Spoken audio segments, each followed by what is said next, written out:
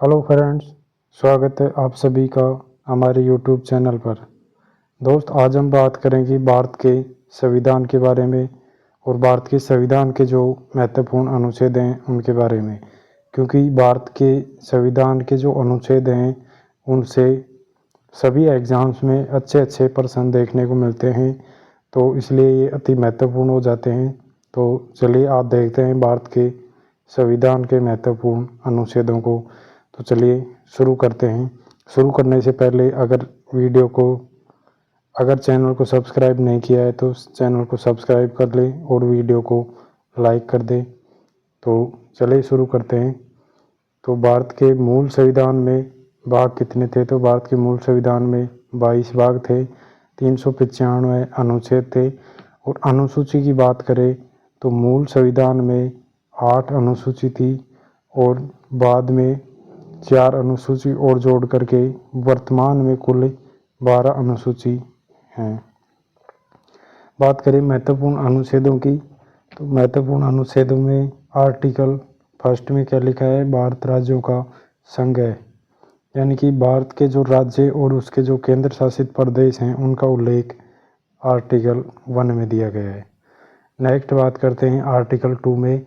Article 2 में नए राज्य का प्रवेश है, यानी कि अन्य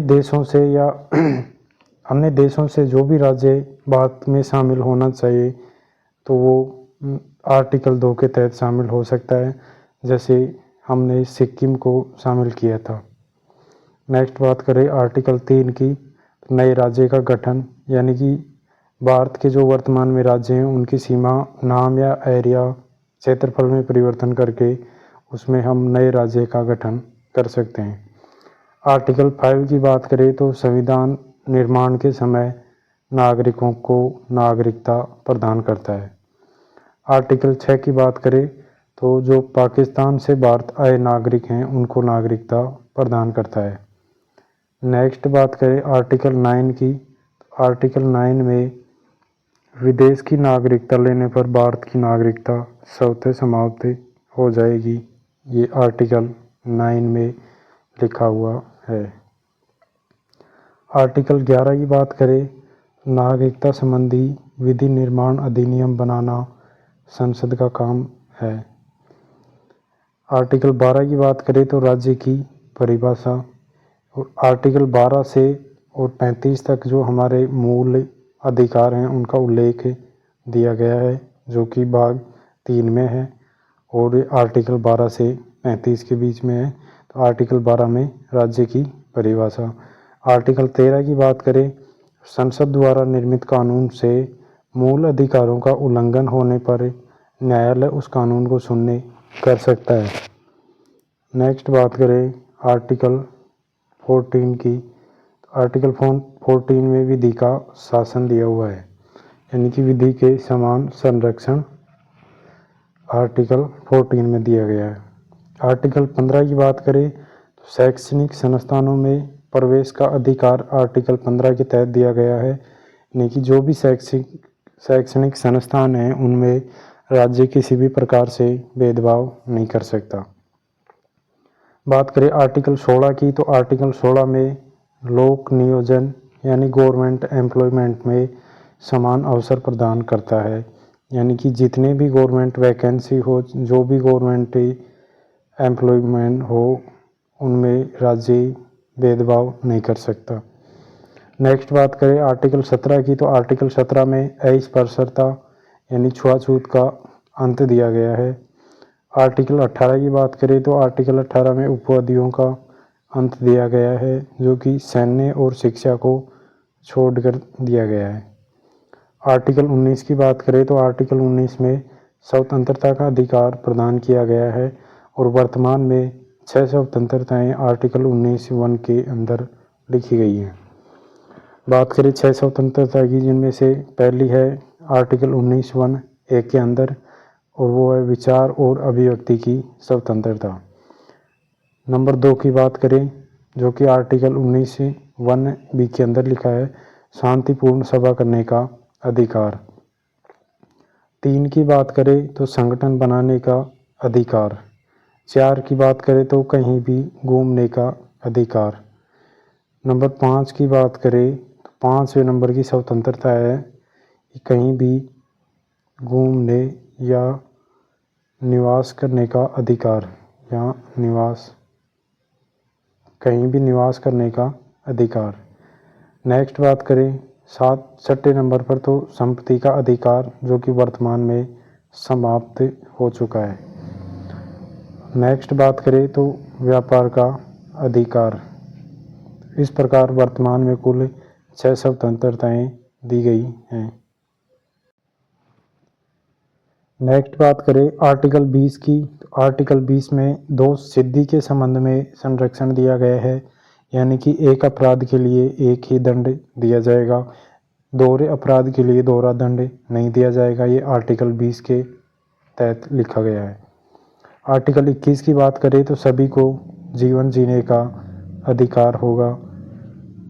आर्टिकल 21A की बात करें तो आर्टिकल 21A में 6 से 14 वर्ष के सभी बच्चों को अनिवार्य और निःशुल्क शिक्षा का अधिकार प्रदान करता है, और ये आर्टिकल 86वें संविधान संशोधन 2002 के तहत जोड़ा गया। आर्टिकल 23 की बात करें तो बलात्श्रम यानी कि बंधुआ मजदूरी और मानव व्यापार पर रोक लगाता है। आर्टिकल 24 की बात करें तो 14 वर्ष से कम आयु के बच्चों का जोखिमपूर्ण कार्य पर रोक लगाता है। जितने भी जोखिमपूर्ण कार्य हैं, जैसे बड़े बड़े कारखानों में खतरनाक काम करवाना, उन सब पर ये प्रतिबंध लगाता है आर्टिकल 24। आर्टिकल 25 की बात करें, 25 की बात करें तो अंतःकरण की स्वतंत्रता, यानी कि अपने अपने धर्म को मानने और प्रचार प्रसार करने का अधिकार प्रदान करता है आर्टिकल 25। आर्टिकल 26 की बात करें तो धार्मिक संस्थानों का प्रबंधन करने का अधिकार आर्टिकल 26 में है। आर्टिकल 27 की बात करें तो धर्म का प्रचार करने पर टैक्स नहीं लिया जाएगा, यानी कि धर्म का प्रचार करने पर कोई भी टैक्स नहीं लिया जाएगा राज्य की तरफ से। नेक्स्ट बात करते हैं आर्टिकल 29 के बारे में। तो आर्टिकल 29 में सभी अल्पसंख्यकों को अपनी भाषा, लिपि, संस्कृति को बनाए रखने का अधिकार होगा। सभी अल्पसंख्यक यानी कि जो भी समुदाय हैं हमारे, जैसे जैन हो गया, सिख हो गया, ईसाई हो गया, मुस्लिम हो गया आदि, जो भी अल्पसंख्यकों की श्रेणी में आते हैं, उनको अपनी भाषा, लिपि और संस्कृति को बनाए रखने का अधिकार प्रदान करता है। नेक्स्ट बात करते हैं आर्टिकल 30 की। तो आर्टिकल 30 में अल्पसंख्यकों को अपने शिक्षण संस्थानों की स्थापना और प्रबंध करने का अधिकार प्रदान करता है।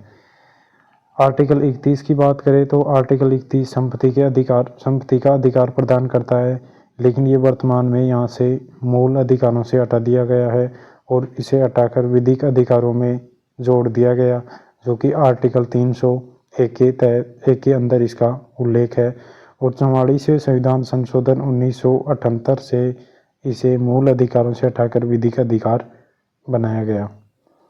नेक्स्ट बात करते हैं आर्टिकल 32 की। तो आर्टिकल 32 में संवैधानिक उपचारों का अधिकार, जिसे भीमराव अंबेडकर ने संविधान की आत्मा कहा, वो आर्टिकल 32 है, जिसके तहत सुप्रीम कोर्ट 5 प्रकार की रिट जारी करता है। और ये 5 प्रकार की रिट कौन कौन सी हैं? तो पहली है बंदी प्रत्यक्षीकरण, दूसरी है परमादेश, तीसरी है अधिकार पर्चा, चौथी है प्रतिषेध और 5वीं है उत्प्रेषण। नेक्स्ट बात करें आर्टिकल 33 की। तो आर्टिकल 33 में सैन्य बल यानी कि CBI, IB आदि जो भी सैन्य बल हैं, उनके फंडामेंटल राइट यानी कि जो मौलिक अधिकार हैं उनको सीमित करने का अधिकार संसद के पास होगा। ये आर्टिकल 33 में लिखा हुआ है। आर्टिकल 34 की बात करें तो मार्शल लॉ के दौरान व्यक्तियों के अधिकारों को सीमित करने की शक्ति संसद के पास होगी। ये आर्टिकल 34 में लिखा गया है। आर्टिकल 20 और 21 का निलंबन नहीं होगा, ये बात भी आर्टिकल 34 में लिखी गई है। नेक्स्ट बात करें आर्टिकल 35 की। तो फंडामेंटल राइट में संशोधन की अंतिम शक्ति संसद के पास होगी। यानी कि जो भी मूल अधिकारों में संशोधन किया जाएगा उसकी अंतिम शक्ति संसद के पास होगी। बात करें अभी केवल भारतीय नागरिकों को प्रदान आर्टिकलों की, तो वो आर्टिकल है आर्टिकल 15, आर्टिकल 16, आर्टिकल 19, आर्टिकल 29 और 30। ये आर्टिकल केवल भारतीयों को प्रदान हैं। नेक्स्ट बात करें आर्टिकल 36 की, तो आर्टिकल 36 में राज्य की परिभाषा दिया गया है और आर्टिकल 36 से 51 तक हमारे जो DPSP यानी कि जो नीति निर्देशक तत्व हैं उनका उल्लेख आर्टिकल 36 से 51 के अंदर भाग 4 के अंदर मिलता है। आर्टिकल 27 की बात करें तो DPSP यानी कि जो नीति निर्देशक तत्व हैं हमारे, वो न्यायालय में वाद योग्य नहीं हैं। हमारे जो फंडामेंटल राइट हैं वो न्यायालय में वाद योग्य हैं, लेकिन DPSP न्यायालय में वाद योग्य नहीं है। ये आर्टिकल 37 में लिखा हुआ है। आर्टिकल 37 की बात करें तो आर्टिकल 37 में आर्टिकल 38 में है कि राज्य व्यवस्था करेगा जिसमें सामाजिक, आर्थिक और राजनीतिक न्याय की प्राप्ति हो तथा लोक कल्याणकारी राज्य की स्थापना हो सके। ये आर्टिकल 38 में लिखा गया है। 39 की बात करें 39A, तो इसमें निःशुल्क कानूनी सहायता का उल्लेख किया गया है जो कि राज्य निःशुल्क कानूनी सहायता प्रदान करेगा और ये आर्टिकल 42वें संविधान संशोधन 1976 द्वारा जोड़ा गया। आर्टिकल 40 की बात करें तो ग्राम पंचायत का गठन आर्टिकल 40 में दिया गया है। नेक्स्ट बात करें आर्टिकल 42 की, तो 42 में प्रसूति सहायता उपलब्ध कराना राज्य का कार्य होगा। आर्टिकल 44 की बात करें तो समान नागरिक संहिता। आर्टिकल 45 की बात करें तो 6 वर्ष के बच्चों के लिए पूर्व प्रारंभिक शिक्षा, उनकी बाल्यावस्था की देखभाल की व्यवस्था राज्य करेगा। आर्टिकल 45 में लिखा है। आर्टिकल 47 की बात करें तो पोषण युक्त भोजन, मादक पदार्थों के सेवन पर रोक, पोषण युक्त भोजन की व्यवस्था और मादक पदार्थों के सेवन पर रोक लगाएगा राज्य। आर्टिकल 48 की बात करें तो गोवध पर रोक और कृषि और पशुपालन की रक्षा राज्य करेगा। 48A की बात करें पर्यावरण, वन्य जीव और वनों की रक्षा राज्य करेगा। ये 48A के अंदर लिखा है। आर्टिकल 49 की बात करें तो राष्ट्रीय स्मारक, राष्ट्रीय महत्व के स्थानों का संरक्षण, राष्ट्रीय महत्व के स्थानों को संरक्षण प्रदान करेगा राज्य और राष्ट्रीय स्मारकों की सुरक्षा करेगा। आर्टिकल 50 की बात करें तो राज्य कार्यपालिका को न्यायपालिका से अलग करेगा। नेक्स्ट बात करें आर्टिकल 51 की, तो आर्टिकल 51 में भारत की विदेश नीति है। आर्टिकल 51A की बात करें तो आर्टिकल 51A में मौलिक कर्तव्य हैं जो USSR यानी कि सोवियत संघ रूस से ग्रहण किए गए हैं और वर्तमान में बात करें तो वर्तमान में 11 मौलिक कर्तव्य हैं। 10 मौलिक कर्तव्य 42वें संविधान संशोधन 1976 द्वारा जोड़ा गया।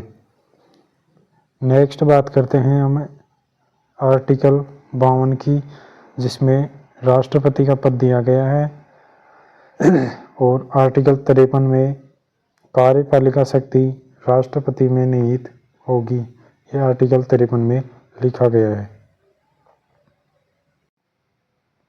नेक्स्ट बात करें आर्टिकल 54 की, तो आर्टिकल 54 में राष्ट्रपति का निर्वाचन मंडल दिया गया है और इस राष्ट्रपति के निर्वाचन में जो निर्वाचित MP हैं और MLA भाग लेंगे। आर्टिकल 55 की बात करें तो निर्वाचन विधि यानी कि राष्ट्रपति की जो चुनाव की जो विधि होगी वो आर्टिकल 55 में दी गई है और राष्ट्रपति के चुनाव की जो विधि होगी वो एकल संक्रमणीय मत पद्धति से होगी यानी कि STV पद्धति से होगी। नेक्स्ट बात करते हैं आर्टिकल 56 में, तो आर्टिकल 56 में कार्यकाल दिया गया है और राष्ट्रपति का कार्यकाल 5 वर्ष का होगा। आर्टिकल 57 की बात करें तो आर्टिकल 57 में पुनः निर्वाचन यानी कि किसी भी कारण से राष्ट्रपति का पद अगर खाली हो जाता है तो दोबारा से चुनाव किए जाएंगे, ये आर्टिकल 57 में लिखा हुआ है। आर्टिकल 58 की बात करें तो आर्टिकल 58 में योग्यता दी गई है, क्या क्या राष्ट्रपति की योग्यता होगी वो आर्टिकल 58 में दी गई है। आर्टिकल 59 की बात करें तो आर्टिकल 59 में शर्तें दी गई हैं, यानी कि राष्ट्रपति चुनाव के लिए जो भी शर्तें रखी गई हैं वो आर्टिकल 59 के तहत हैं। आर्टिकल 60 की बात करें तो आर्टिकल 60 में राष्ट्रपति की शपथ का उल्लेख है। आर्टिकल 61 की बात करें तो आर्टिकल 61 में राष्ट्रपति के ऊपर जो महाभियोग लगाया जाता है वो आर्टिकल 61 में है। आर्टिकल 63 की बात करें तो उपराष्ट्रपति का आर्टिकल 63 में है। आर्टिकल 64 की बात करें वॉइस प्रेसिडेंट यानी कि उपराष्ट्रपति राज्यसभा का पदेन सभापति होगा, ये बात आर्टिकल 64 में लिखी गई है। आर्टिकल 66 की बात करें तो वॉइस प्रेसिडेंट का चुनाव उपराष्ट्रपति का चुनाव आर्टिकल 66 में। आर्टिकल 69 की बात करें तो वॉइस प्रेसिडेंट यानी उपराष्ट्रपति की शपथ जो कि कौन दिलाता है, राष्ट्रपति दिलाता है। आर्टिकल 71 की बात करें तो प्रेसिडेंट और वॉइस प्रेसिडेंट यानी राष्ट्रपति उपराष्ट्रपति के चुनाव में कोई भी विवाद होता है तो उसका निपटारा केवल सुप्रीम कोर्ट द्वारा किया जाएगा। आर्टिकल 72 की बात करें तो राष्ट्रपति को क्षमादान की शक्ति आर्टिकल 72 के तहत दी गई है। आर्टिकल 74(1) की बात करें तो प्रेसिडेंट को सलाह हेतु मंत्री परिषद होगी जिसका प्रमुख प्रधानमंत्री होगा, यानी कि प्रधानमंत्री का जो उल्लेख है वो आर्टिकल 74(1) के तहत दिया गया है। आर्टिकल 75(2) की बात करें तो जो मंत्री होगा वो राष्ट्रपति के प्रति उत्तरदायी होगा और जो मंत्री परिषद होगी वो सामूहिक रूप से लोकसभा के प्रति उत्तरदायी होगी, ये आर्टिकल 75(3) में लिखा गया है। आर्टिकल 76 की बात करें तो महान्यायवादी जो अटॉर्नी जनरल होता है उसका उल्लेख आर्टिकल 76 में दिया गया है। आर्टिकल 79 की बात करें तो 79 में संसद का उल्लेख दिया गया है। आर्टिकल 80 की बात करें तो राज्यसभा जो कि हमारा उच्च सदन होता है।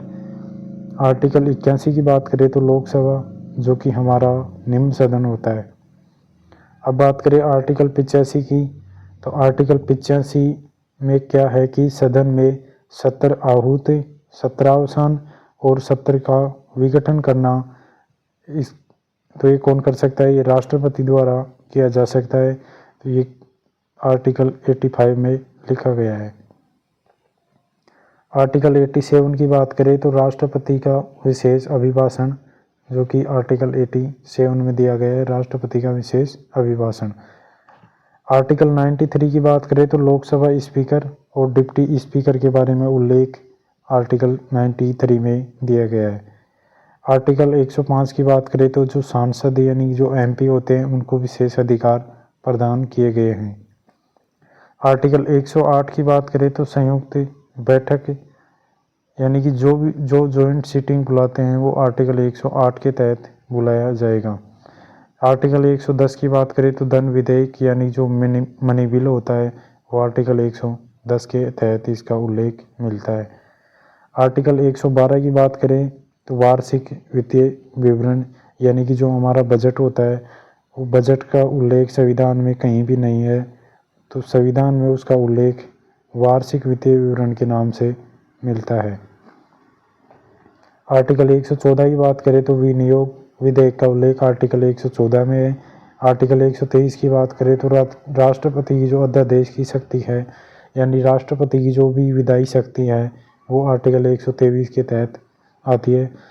तो चलिए दोस्तों, ये थे आज के महत्वपूर्ण अनुच्छेद और इसका नेक्स्ट पार्ट जल्दी आएगा। तब तक के लिए वीडियो को लाइक करें, चैनल को सब्सक्राइब करें और कमेंट करके बताएं अगर ये वीडियो अच्छा लगा तो आगे के अनुच्छेद लेकर के अगला वीडियो जल्द ही लेकर आएँ। जय हिंद, थैंक यू।